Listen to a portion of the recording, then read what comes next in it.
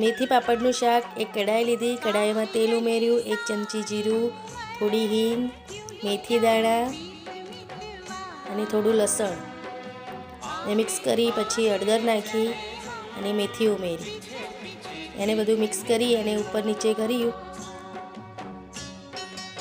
પછી થોડા ધાણા ઉમેર્યા, ધાણાને પણ મિક્સ કરી નાખ્યા. પછી 1 ચમચી ધાણા જીરું, 1 ચમચી મરચું, અડધી ચમચી મીઠું બધું મિક્સ કરી અને ટામેટાં ઉમેર્યા. ટામેટાને પણ મિક્સ કરી નાખ્યા. પછી પાપડ લીધા, પાપડને કટિંગ કરી નાખ્યા.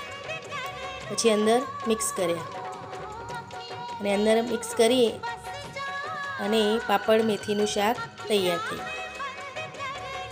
પાપડ મેથીનું શાક બહુ સરસ લાગે છે, એટલે બધા ટ્રાય કરજો.